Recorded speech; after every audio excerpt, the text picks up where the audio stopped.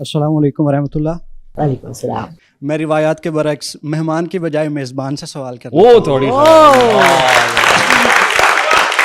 जी sir.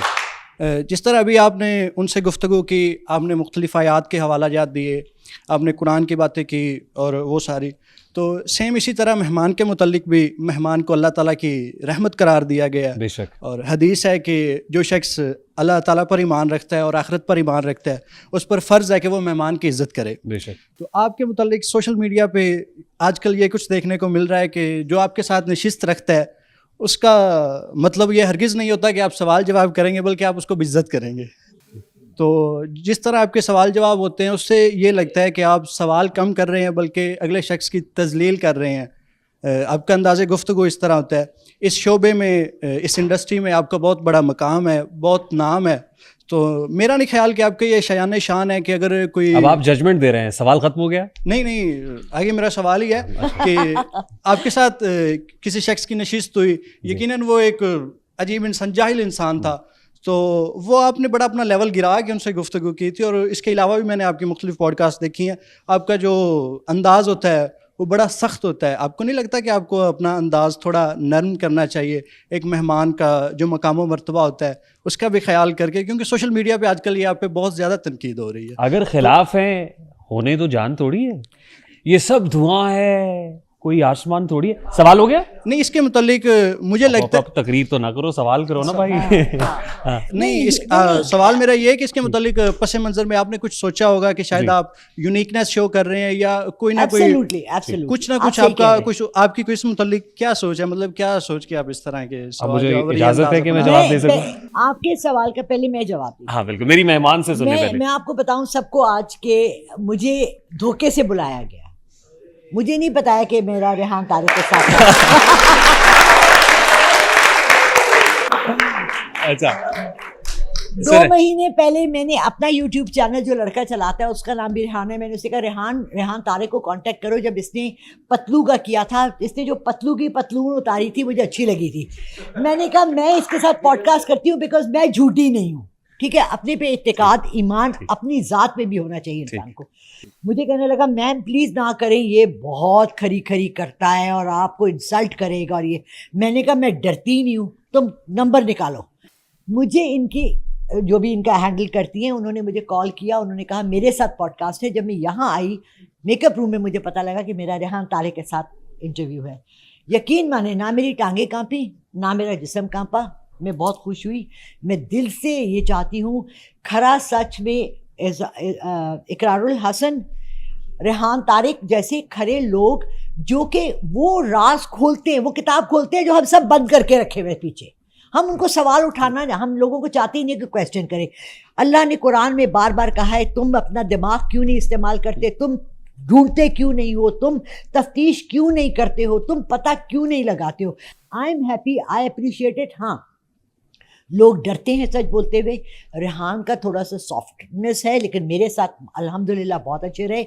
लेकिन हमें इन लोगों की बहुत ज़रूरत है इस मुल्क में, ठीक है। Thank you very much, I am so honoured madam, बहुत बहुत शुक्रिया, थैंक यू। आपके पास वो मैसेज है जो उस बच्ची ने आपको किया था बुलाने के लिए? मैं सिर्फ अपने लिए जानना चाह रहा हूँ, वो मुझे मैसेज दिखा सकती हैं?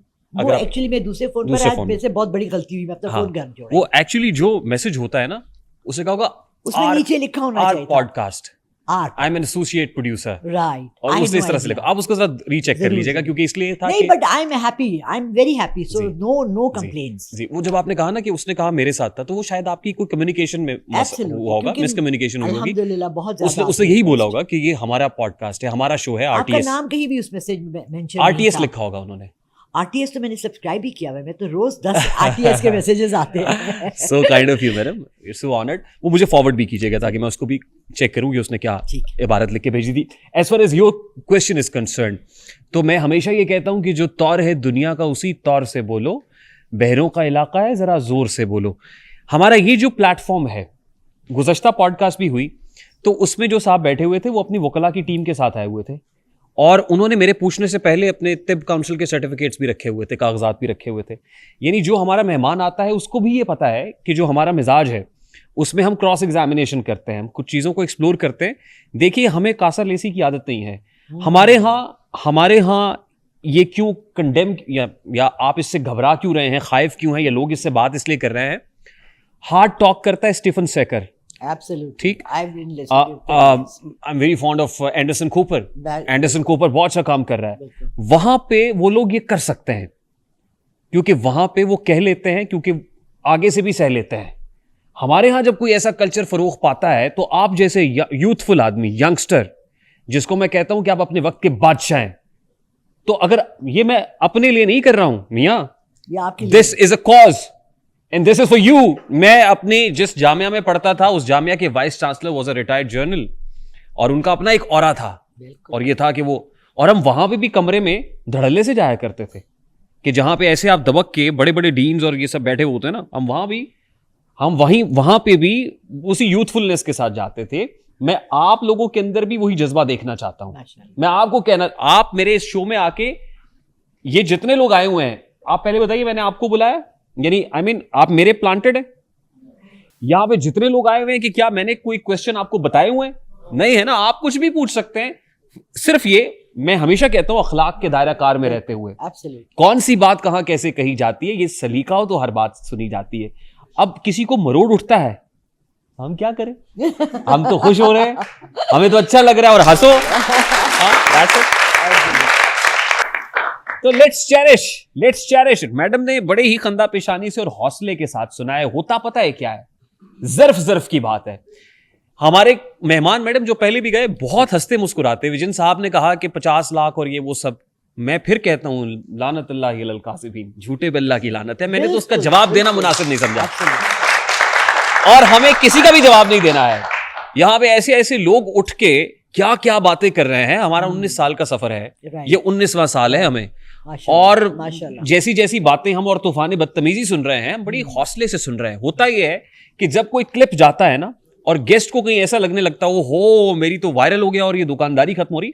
देखिए, जो चाहे आपका हुस्ने करिश्मा साज करे, मेरे इस शो का कोई क्लिप उठा के आप उसको जैसे मर्जी पेश करें, और गेस्ट को आप ये बताइए ओहो आप तो डिफेम हो गए, और गेस्ट उसके सबर का पैमाना लबरेज हो और वो जाते फौरन ही एक वीडियो बना दे, वो ऐसे नहीं ऐसे हुआ था, और वो जो मर्जी कहता फिरे। तो इसलिए हमें एक ऐसा कल्चर, आप मुझसे पूछें कि मेरे मुल्क का सबसे बड़ा प्रॉब्लम क्या है, तो मैं आपको बताऊंगा मेरे मुल्क का सबसे बड़ा मसला मेरे नजदीक, मैडम झूठ तो है ही, अदम बर्दाश्त। इम्पेशेंट है हम।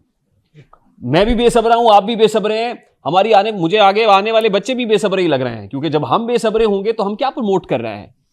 तो अगर हमें थोड़ा सा सब्र आ जाए, हौसला आ जाए, और हौसले से सुने यार बातें। तनकीद हो रही है ना, आज हो रही है तनकीद, हम हौसले से सुन रहे हैं, मुस्कुरा रहे हैं यार। जहां गलती होगी उसको करेक्ट भी करेंगे, उसको ठीक भी करेंगे, हमें ये हौसला भी है। तो इसलिए खातिर जमा रखें इंशाल्लाह, अभी तो बहुत कुछ होना है। This is just the beginning यार।